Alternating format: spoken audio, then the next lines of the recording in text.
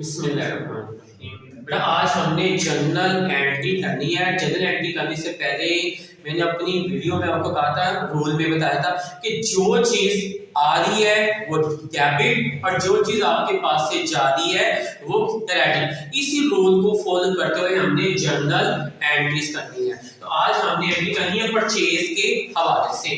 Purchase furniture ₹1000। बेटा आप 1000 रुपए का फर्नीचर परचेज कर रही हैं। आपने फर्नीचर परचेज किया है। अब आपके पास फर्नीचर आ रहा है और बदले में कैश जा रहा है। मिसाल के तौर पर आप किसी फर्नीचर वाली शॉप के पास गई हैं, आपने फर्नीचर खरीदना है और फर्नीचर खरीदने के लिए फर्नीचर की शॉप पे गई हैं। तो फर्नीचर वाले के पास जब गए हैं, आपने फर्नीचर वाले को बुलाया और उससे कहा कि ये मेरे फर्नीचर खरीदना है। जब फर्नीचर वाले ने कहा मोस्ट वेलकम, ठीक है। अब फर्नीचर वाले कह रहे हैं 1000 रुपया मुझे कैश दे दें और फर्नीचर उठा के ले जाए। आपने फर्नीचर क्या कहते हैं फर्नीचर के बदले में उसे कैश दे दिया और फर्नीचर वाले ने आपको फर्नीचर उठा के दे दिया। अब आपके पास फर्नीचर आ रहा है और बदले में कैश जा रहा है। इसी तरह जब आप कोई भी चीज परचेज करते हैं, आपने फर्नीचर परचेज किया है तो फर्नीचर आ रहा है तो फर्नीचर को हम डेबिट कर देंगे फर्नीचर अकाउंट 1000 से, और आपके पास से जा क्या रहा है कैश जा रहा है, कैश को हम क्रेडिट कर देंगे 1000 से। तो आपकी जर्नल एंट्री का बनेगी furniture account to cash account. इसी तरह फिर इसके बेटा आपने नीचे नरेशन भी लिखनी है। नरेशन से हमें ये पता चलता है कि आपने क्या चीज खरीदी है, बेची है। तो आपने फर्नीचर परचेज किया तो इसकी नरेशन आ रही है being purchase furniture, being purchase furniture. तो परचेज फर्नीचर की आपकी जर्नल एंट्री क्या बनगी furniture account to cash account. ये बेटा हम रफली एंट्री कर रहे हैं, लेकिन जब आप करेंगे तो आपने ये जर्नल की फॉर्म में करनी है।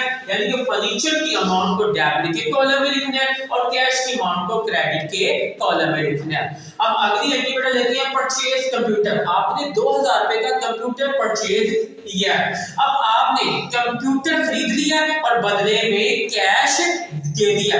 आपके पास कंप्यूटर आ रहा है और कैश जा रहा है। और मैंने कहा था कि जो चीज आपके पास काउंटिंग में जो चीज आ रही है वो डेबिट, जो चीज जा रही है क्रेडिट। तो आपके पास आप कंप्यूटर परचेज करिए तो कंप्यूटर आपके पास आ रहा है, कंप्यूटर को आपने डेबिट कर दिया। मतलब क्या है कंप्यूटर की अमाउंट आपने डेबिट के कॉलम में लिखनी है। और आपने 2000 का कंप्यूटर दे दिया और बदले में आपके पास से जा क्या रहा है कैश जा रहा है और कैश को आपने क्रेडिट कर दिया 2000 से।